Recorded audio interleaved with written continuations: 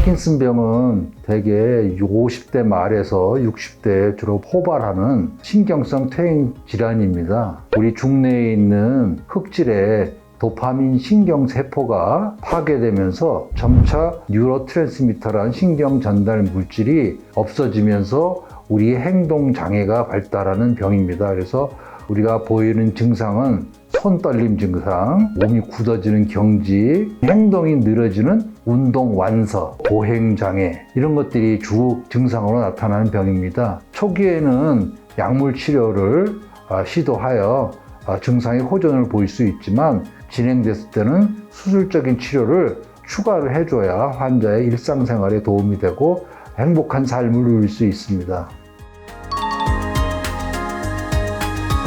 전조 증상은 없고요. 퇴행성 신경질환이다 보니까 천천히 나타납니다. 쉽게 얘기해서 중뇌 흑질에 우리가 도파민 세포가 100개 있다고 쳤을 때 80개가 없어져야 증상이 나타납니다. 그래서 20개 정도 남았을 때부터 증상이 점점점 심해지는데 시간이 갈수록 조금씩 퇴행이 진행돼서 병이 악화되는 것입니다. 그래서 갑자기 오지는 않고요. 처음에 우측이나 또는 좌측에서 떨림이나 경직 증상이 있다가 점차 전신 증상으로 넘어가고 보행장애가 오고 이렇게 됩니다. 그래서 흔히 일반적인 노화 현상으로 보는 수도 있어요.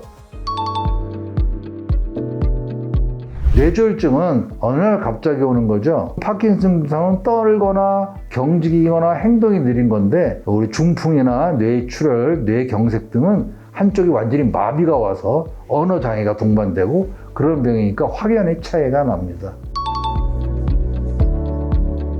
수술을 하게 되는 경우는 흔히 약물 치료를 한 2, 3년 지속하다 보면 계속 약물을 많이 써야 되고 그러다 보니까 약물의 효과가 뚝 떨어지고 약물에 의한 부작용이 몸이 뒤틀리는 병 같은 게 생깁니다. 그러면 이런 것 때문에 일상생활이 굉장히 방해가 되기 때문에 그럴 때 주로 수술을 하는데 뇌신부 자극술이라는 수술을 합니다. 그것은 흑질에서 뇌 기저핵 쪽으로 신경이 전달 물질이 지나가면서 우리의 행동을 조절하는 게 우리 정상적인 행동인데 그것을 방해하기 때문에 우리가 뇌 신부에다가 전극을 집어넣어서 그 망가진 회로를 전기적 작용으로 약간 다시 되돌려 놓는 기술입니다. 하지만 완치 개념이 아니라 자기 혼자서 스스로 일상생활을 할 수 있도록 바꿔주는 목적이죠. 그래서 수술이라는 것의 적응증이 환자마다 다 다를 수가 있어요. 우리가 파킨슨병은 1, 2, 3, 4등급으로 간단히 나누는 게 있습니다. 대개 2등급 지나서 3등급 초에 들어가면 수술하면 효과가 좋습니다. 근데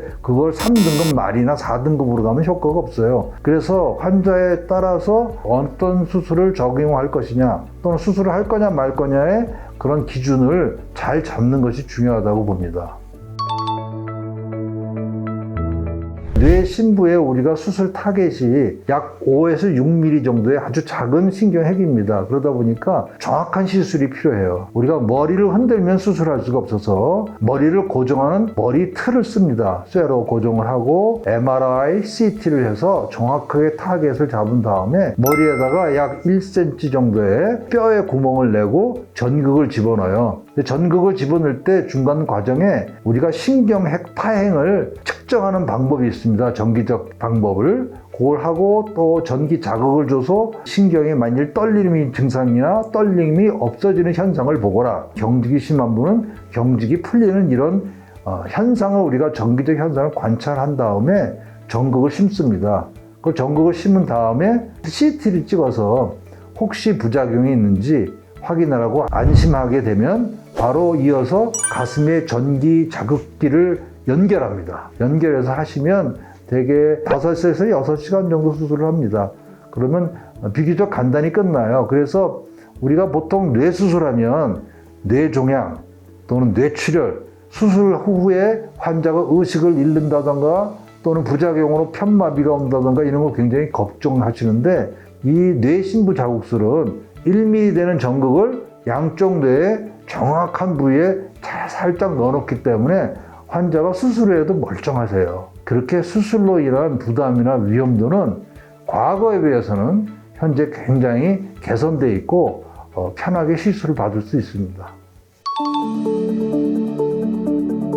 과거에는 배터리가 영구 배터리에서 전류를 다 발생이 끝나면 체인지를 해줘야 돼요. 그래서 가심을 다시 열고 피부 밑에 넣는 전기 자극기를 바꿔주는데 요즘은 충전식이 있어요. 스마트폰에 충전하셔 쓰시지 않습니까? 똑같이 밖에서 이렇게 충전해주는 장치가 있어서 한번 쓰면 하기에 12년에서 15년 동안 전류 발생 장치를 교환하지 않아도 잘 쓸 수 있습니다.